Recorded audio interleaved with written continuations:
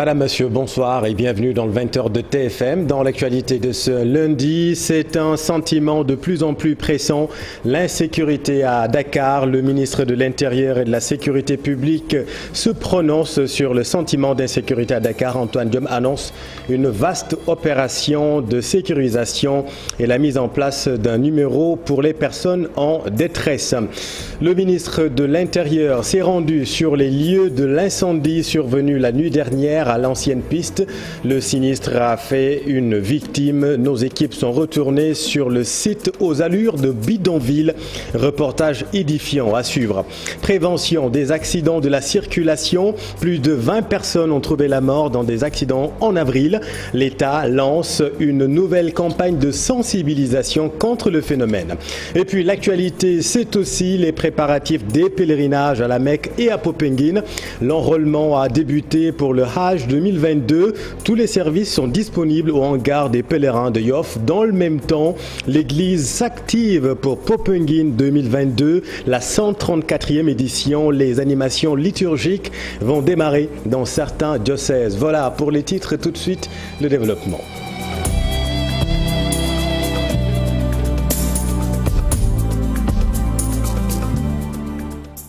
C'est un sentiment de plus en plus pressant à Dakar. Les meurtres et agressions s'accumulent depuis un certain temps.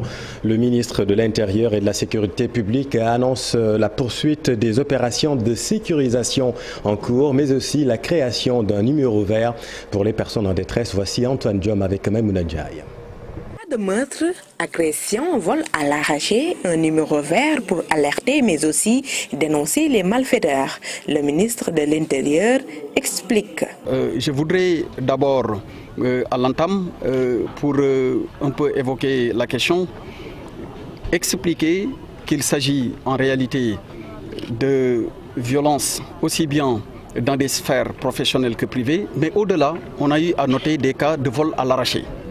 Alors, c'est l'occasion pour moi d'annoncer qu'au-delà du numéro traditionnel de la gendarmerie, qui est le 800 00 20 20, les citoyens sénégalais auront désormais à disposition un nouveau numéro, plus facile à retenir, qui est le 123.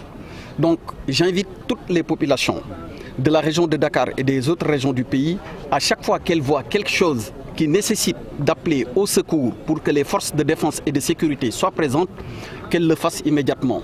Alors, nous avons pour donc, la gendarmerie le 800. Et dans ce contexte effrayant pour les Sénégalais, le ministre de l'Intérieur devrait démissionner selon le mouvement Y en a marre. La source du mal est à chercher également dans les grâces présidentielles accordées à des détenus récidivistes. Voici Cyril Bakili du mouvement Y en a marre en conférence de presse cet après-midi. Que des gens ont été graciés et que quelques jours après, ils ont commis d'autres crimes qui les ont ramenés en prison. On peut vous citer 2 ou 3 exemples de personnes qui ont été graciées et qui sont retournées en prison en moins d'1 mois. Donc, nous pensons que c'est aussi un vecteur très important de ce qui se passe aujourd'hui. Un responsable tout bien identifié qui n'est personne d'autre que Antoine Félix Diome, qui est le ministre de l'Intérieur chargé de la sécurité intérieure de ce pays. Et malheureusement, nous avons tous constaté que c'est un échec total. Nous exigeons la démission de Félix Antoine Diome. S'il ne démissionne pas, comme dans les pays sérieux, si tu as la lourde responsabilité d'assurer la sécurité des citoyens et que tu es failli, tu démissionnes. S'il n'a maintenant pas le courage ni le cran de démissionner, que Macky le déboute, que Macky le démette de ses fonctions, pour qu'on amène un autre ministre qui puisse assurer la sécurité des Sénégalais. Ces criminels et autres personnes violentes ne sont pas des ovnis. Cette violence est une constitution sociale, affirme le socio-criminologue Benoît Tine, enseignant à l'université Hassan Sek de Ziguinchor. Pour lui, ces individus sont produits par notre société. Le voici avec notre équipe à Ziguinchor. accusent souvent à tort la rue, les réseaux sociaux, etc.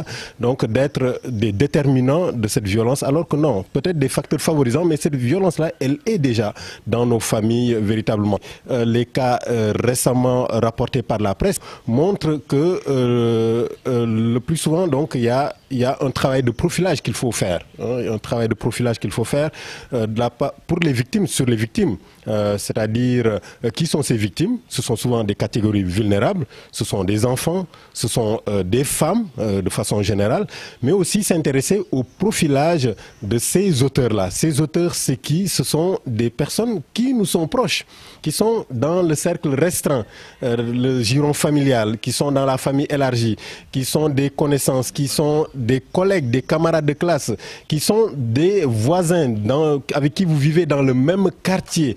Est-ce que vous voyez? Donc ce sont des connaissances aussi, ça peut être des connaissances, des personnes que vous ne connaissez pas forcément, mais qui ont pris le temps de vous connaître, de connaître vos habitudes, qui ont pris le temps de vous épier et donc qui se préparent, qui préméditent l'acte digne du grand banditisme. Est-ce que vous voyez? Et qui, donc des actes qui se nourrissent de cette désorganisation sociale qui étend de plus en plus ses tentacules à cause d'une société qui, j'ai l'habitude de le dire, qui est malade. Bon, la violence, elle est dans nos familles. Peut-être à partir de ces familles-là, essayer de trouver donc des solutions. L'actualité, c'est aussi l'incendie survenu la nuit dernière à l'ancienne piste. Une femme a trouvé la mort dans ce sinistre. Un problème d'accès s'est posé pour les secours. Les explications du capitaine Djibril Sall avec Maimouna Ndiaye. 2 heures de lutte, nos secours avec des moyens forts de 6 engins d'incendie et de secours ont pu éteindre l'incendie. Malheureusement, au cours des opérations de déblai et dégarnissage, nous avons eu à découvrir un corps sans vie de sexe féminin. Donc une perte que nous déplorons. Mais aujourd'hui aussi, force est de dire que lors de cette intervention, nous avons eu à éprouver quelques difficultés, que sont notamment des difficultés liées à l'accès. Nous sommes également dans une zone quasi inhabitable, parce que nous sommes dans une zone qui ne respecte aucune règle de prévention. Les règles les plus élémentaires de prévention ne sont pas respectées, mais également les dispositions constructives ne sont pas respectées dans cette zone. Et c'est une bougie restée allumée qui serait donc à l'origine de ce sinistre sur ce site aux allures de bidonville. Nos équipes sont retournées sur place. Regardez ce reportage. Tout ou presque est consumé. On est tout cela avec Maimouna, avec Pape Sangone Mbaye et Pape Faraning.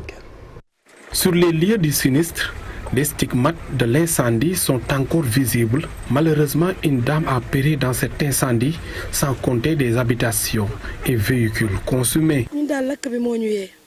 C'est le feu qui nous a réveillés. Nous avions du mal à respirer à cause des fumées. Ensuite, j'ai alerté le voisinage pour sauver mes enfants. Et c'est en ce moment que j'ai remarqué que Amina n'était pas sortie. Et il était trop tard. Vraiment, c'est dur. J'ai perdu une amie.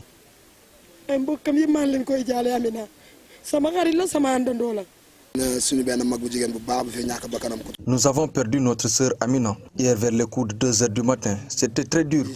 Nous avons perdu tous nos bagages. Amina était une lingère. Elle lavait les habits des mécaniciens. C'était vraiment une brave dame. Selon des témoignages, l'une des chambres de fortune serait à l'origine du feu qui a finalement tout ravagé.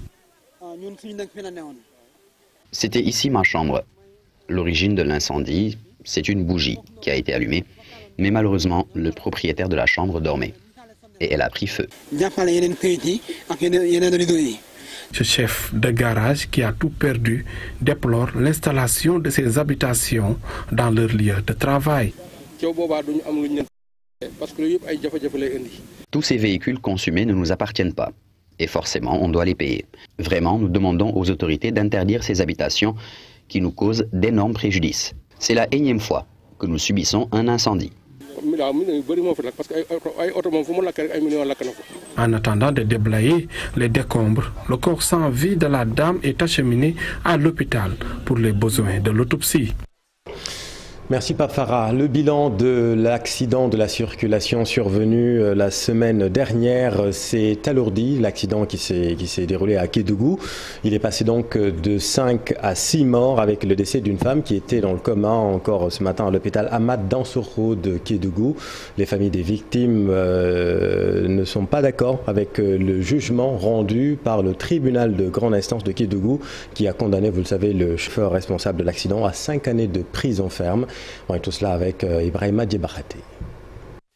Les 5 ans de condamnation ferme prononcés par le tribunal de grande instance de Kédougou à l'endroit de Thiebel Samaké, auteur de l'accident qui avait occasionné 5 morts à Kédougou, sont loin de satisfaire les familles des victimes qui s'attendaient à une peine beaucoup plus lourde. C'est un jugement que je ne suis pas totalement satisfait. Je ne suis pas satisfait du jugement. Je ne m'attendais pas à ce jugement de cette façon. Parce que pour moi, je m'attendais qu'une peine aussi plus lourde que celle qu'on a infligée à ce chauffeur. Je ne dis même pas chauffeur, mais c'est un chauffeur. Mais je n'ai pas reçu satisfaction. Chez les parents des victimes, cette nuit-là restera gravée à jamais dans leur mémoire. Parce que lorsque ça peut dire que le corps fait que l'homme dit si médecin bi xool parce que ambulance bi dafa ñëw rek médecin bi ñëw brusquement moom ci boppam moo ne da ngeen yéex a indi kii parce que bu ngeen ko teeloon indi dama doon xool naka laay sauver doom ji non man daal temps boobu daal sama xel dafa tëboon lu bëri quoi parce que temps boobu mun noon maîtriser sama bopp xam naa daal mun naa maîtriser ba xool sama jabar comme nu mu tëddee comme ni ma koy muuree ak comme ni ma koy jégale lépp loo xam ne diggante jëkkër ak jabaram bon def naa sama warkal maa ngi ñaan yàlla daal yàlla na suuf si kawam quoi yàlla na borom bi xaare ko aljana. Le bilan de cet accident survenu dans la nuit du 16 au 17 mai dernier s'est alourdi. En effet, une femme qui jusque-là était dans le coma vient de rendre l'âme à l'hôpital régional Ahmad Dansokho de Kédougou, ce qui porte à 6 le nombre de morts enregistrés au cours de cet accident de la circulation. Ibrahima, et pour lutter contre ces accidents de la circulation, le ministère des Transports terrestres met en place des stratégies préventives à travers une campagne de sensibilisation contre le phénomène. Le lancement a eu lieu ce lundi car la recrudescence est réelle. Au mois d'avril, par exemple, plus de 20 personnes ont péri dans des accidents de la circulation. Des chiffres alarmants. Fat Bintou Conté, Binta Samb et Amadou Ba. Des accidents de la route fait que ce phénomène est devenu un fléau au Sénégal. Pour ce seul mois d'avril, une vingtaine de morts des suites d'accidents ont été dénombrés. Depuis quelque temps, nous assistons à une recrudescence des accidents de la route, dont la plupart occasionnent malheureusement des pertes en vie humaine. Pour le seul mois d'avril 2022, les données statistiques enregistrées révèlent une vingtaine de pertes en vie humaine. C'est trop. Chaque mort suite à un accident de la route, une mort trop. Et l'homme, dans la plupart des cas, en est la cause. Caractérisé par l'excès de vitesse, la somnolence au volant due à la fatigue, la conduite en état d'ébriété et tant d'autres facteurs qui se résument au non-respect du code de la route. D'où le lancement de la campagne nationale de sensibilisation sur la sécurité routière qui marque aussi le démarrage des activités de l'Agence nationale de sécurité routière. Ça interpelle l'État au premier niveau et le chef de l'État l'a parfaitement bien compris pour mettre en place cet outil-là qui est un outil commun. Ce n'est pas un outil pour les transporteurs, ce n'est pas un outil pour les syndicats, ce n'est pas un outil pour les associations de lutte contre l'insécurité routière, c'est un outil pour toute la nation. Avec cette nouvelle structure de sensibilisation, l'on peut espérer que les accidents vont connaître une baisse au Sénégal. La Cour pénale internationale est-elle faite pour les Africains? La perception est pressante au vu du nombre de procédures d'enquête lancées en Afrique par la CPI depuis sa création. Et pour stopper cette tendance, les chambres africaines extraordinaires devraient être un cas d'école, une source d'inspiration pour les États africains, selon le ministre de la Justice.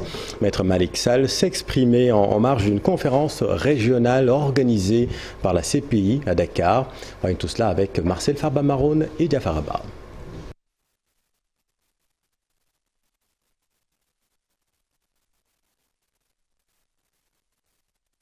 En 2018, sur 25 affaires traitées à la CPI, Cour pénale internationale, 10 concernaient le continent africain. Une tendance qui se poursuit et qui pousse les observateurs à se demander si l'Afrique n'est pas la cible principale de cette juridiction internationale. Certes, mais il y a une perception.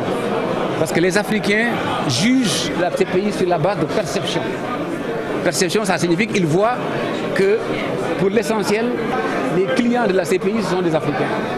Mais il faut quand même aussi qu'on ait l'honnêteté de reconnaître que les premiers clients de la CPI, ce sont nos États qui les ont envoyés à la CPI.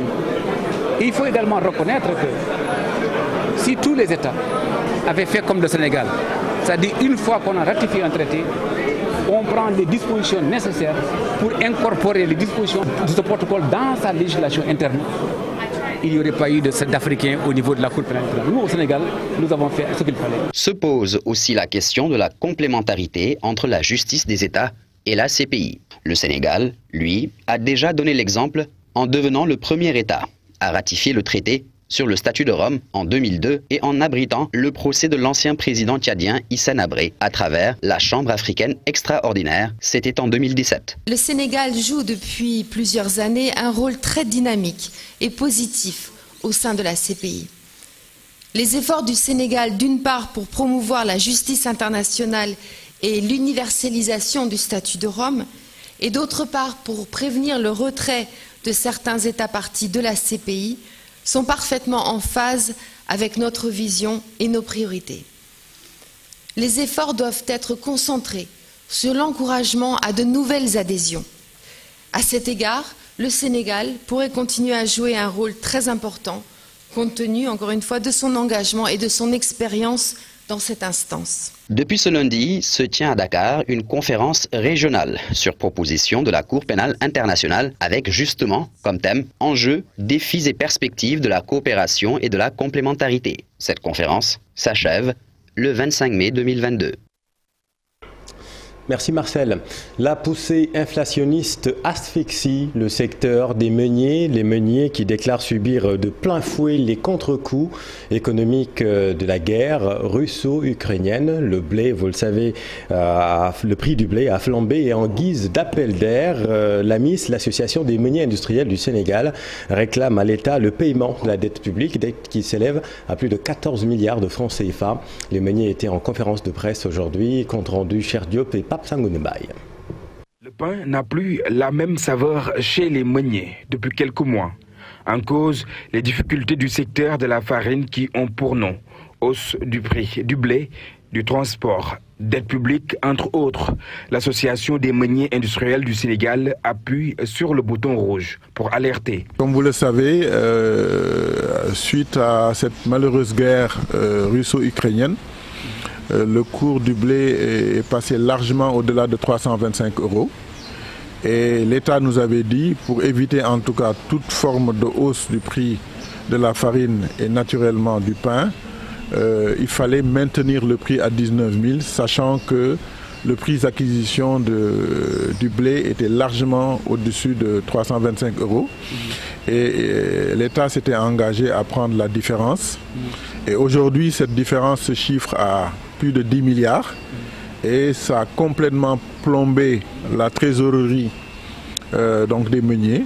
Aujourd'hui, on souhaite que l'État paye les dettes pour qu'on puisse continuer notre activité. Il est fort probable que le pain se fasse désirer. Cela risque de toucher tout le pays. Pour cause, la production de la farine va s'arrêter. Naturellement, je veux dire, si on n'arrive plus à acheter du blé, ça veut dire qu'on ne pourra plus produire de la farine. Et quand on dit on ne peut plus produire de la farine, il y a un impact direct sur le pain. Les boulangers ne pouvant pas disposer de farine, certainement qu'ils ne pourront plus travailler et donner aux Sénégalais le pain quotidien. Une hausse du prix homologué du sac de la farine est aussi attendue. Aujourd'hui, quand on s'en remet à l'homologation du prix du sac, qui est de 19 200, c'est sur une base d'un prix du blé à 325 €. Aujourd'hui, si effectivement on incorpore le prix de plus de 500 € tonne sur le sac de farine, il faut s'attendre à une hausse qui soit supérieure à 30 000 francs CFA. Des alternatives pour lutter contre une pénurie annoncée du pain ne manquent pas. Et cela passe par la production du blé. L'association des meuniers industriels du Sénégal déclare que si on y prend garde, les engagements de paiement ne seront pas respectés par les industriels sénégalais qui seront dans l'incapacité financière de s'approvisionner dans le marché des céréales. Pour une meilleure intégration du secteur privé sous-régional afin d'accroître les échanges commerciaux et assurer la libre circulation, se tient à Dakar une réunion des chambres de commerce, d'agriculture et d'industrie du Sénégal et la chambre consulaire régionale CCR-UEMOA. Les tracasseries au niveau des frontières constituent un handicap à la croissance et le plaidoyer à l'endroit des décideurs devra apporter des solutions efficientes dans un contexte macroéconomique étendu. Écoutons à ce propos le docteur Moussa Souané avec Mambiram Diouf. Le défi, c'est surtout la libre circulation des biens et des personnes, et qui reste encore une revendication pour nous, secteur privé. Nous aurons voulu en tout cas que ce soit une réalité.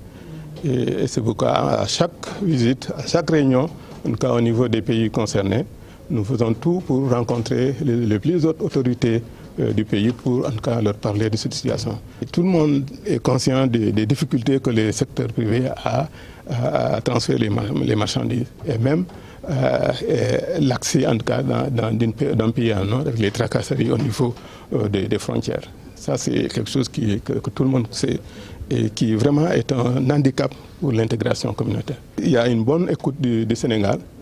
Qui vraiment se sont très concernés par la situation. Et je suis certain que le président de la République, en tout cas, parlera à ce père pour qu'on puisse faciliter, en tout cas, le travail d'intégration que nous voulons, que nous souhaitons, en tout cas, au niveau de notre espace communautaire.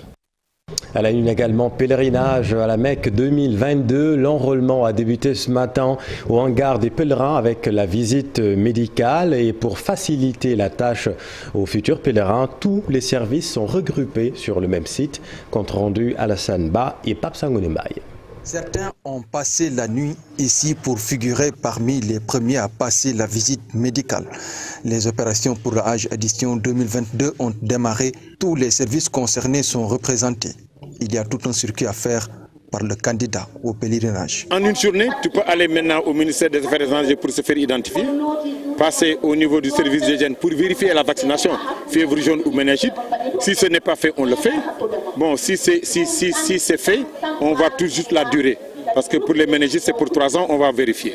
Dans tous les cas, les gens qui viennent ici, qui vont faire le circuit, ils y vont en présentant le carnet de vaccination Covid et les autres carnets de vaccination pour vérification. À partir de ce moment, le circuit devient très simple. On passe par les médecins, on passe par le niveau de la police pour la pièce d'identité ou au niveau pour le passeport. Saliou Ndion vient de Rufisque. Tout se passe bien pour lui, à part quelques lenteurs notées. Son vœu cette année, c'est de pouvoir effectuer le Hajj pour la première fois. Tout sur place, c'est mieux qu'avant.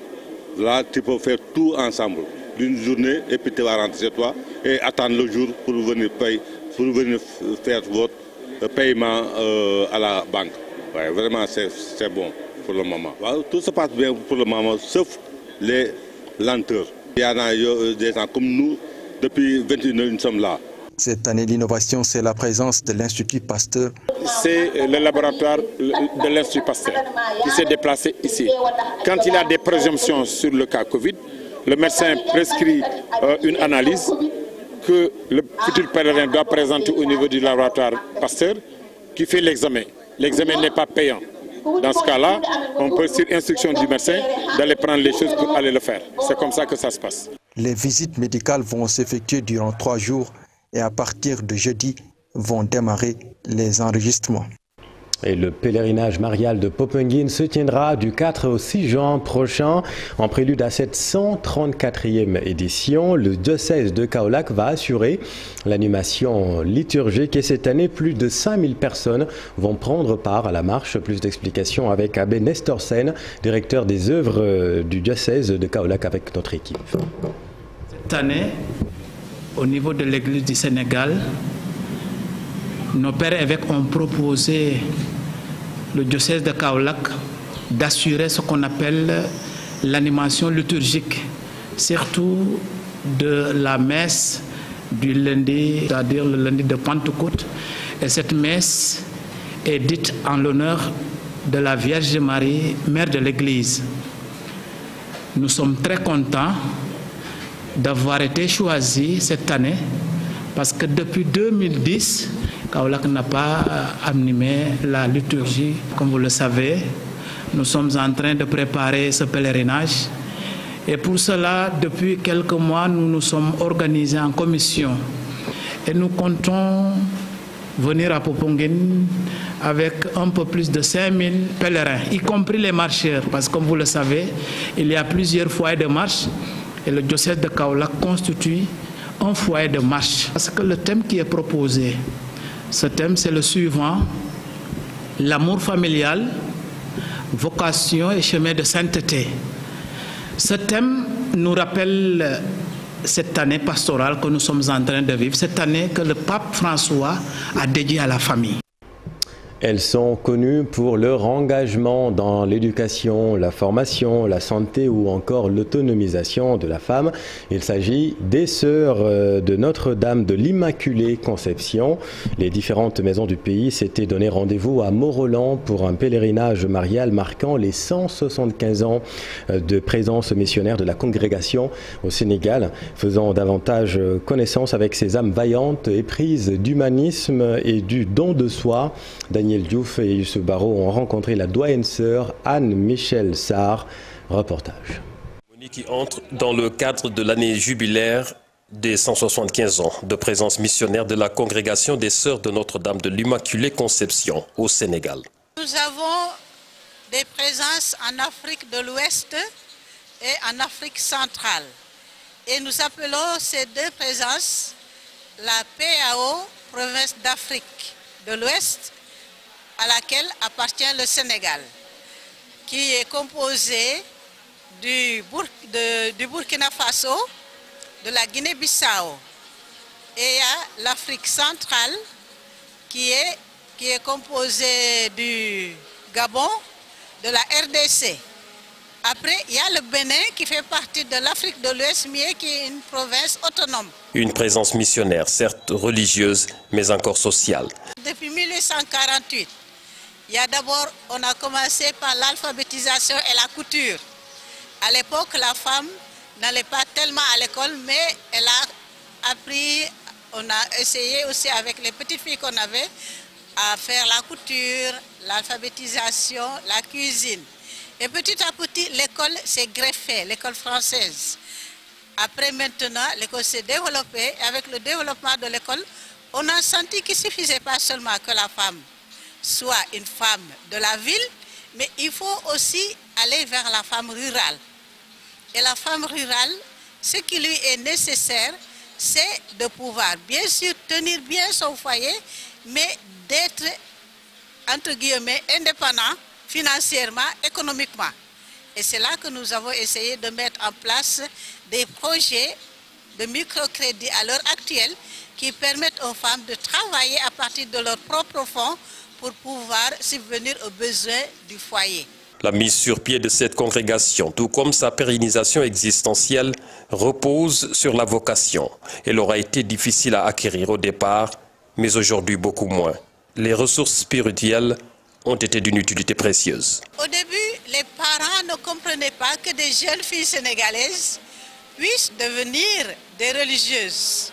Il fallait être soi-même décider et avoir vraiment la vocation de dire, c'est pas un désir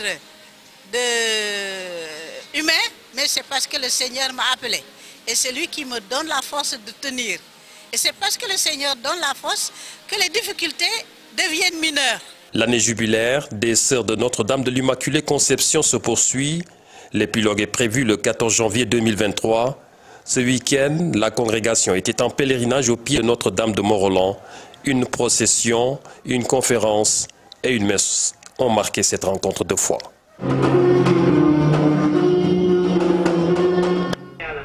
Et l'intégralité de ce programme, de ce pèlerinage à suivre dimanche dans votre émission avec Daniel Diouf, Chemin de la foi. Et puis un mot de sport, le nouveau maillot de l'équipe nationale du Sénégal de football qui met en exergue les couleurs du drapeau. Edouard Mendy invité à Davos au Forum économique. Et puis le Sénégal qui rentre des championnats d'Afrique de lutte olympique avec 5 médailles sur 7, s'il vous plaît. Le round-up de l'Actu Sport avec Cher Sadibou Diarra. Marron par la lutte olympique. Le Sénégal revient des championnats d'Afrique de la discipline au Maroc avec 5 médailles glanées par les 7 lutteurs envoyés. Une en or, une en argent et 3 en bronze. Celle en or est remportée par Anta Sambou dans la catégorie des 72 kilos. La délégation sénégalaise rentre à Dakar cette nuit. Passons au football, c'est maintenant officiel. Voici les maillots que vont porter les Lions du Sénégal à la Coupe du Monde Qatar 2022. Une tunique qui met bien en valeur le drapeau national, comme en 2002, lors de la première participation du Sénégal au Mondial de football. Toutefois, le design du maillot n'est pas trop au goût des Sénégalais qui ne manquent pas de le faire savoir sur le net. Pendant ce temps, le gardien de but international sénégalais Edouard Mendy est invité ce lundi au Forum économique mondial à Davos, en Suisse. Une occasion saisie par le portier de Chelsea pour rappeler l'importance du football dans la bonne marche du monde. Je le cite, « Nous devons travailler ensemble pour que le football profite à tous dans le monde. » Au même moment, Benjamin Mendy, le défenseur international français de Manchester City, plaide non coupable contre les 9 accusations de violence sexuelle qui pèsent sur lui en Angleterre. Il va comparaître devant un jury le 25 juillet prochain lors d'un procès qui va durer 2 semaines. Merci cher, c'est la fin de cette édition. Merci infiniment de l'avoir suivi. Les programmes continuent sur TFM. Dans un instant, la deuxième partie de Soir d'Info avec Binta Diallo. Restez avec nous, vous êtes au bon endroit. Bonne soirée.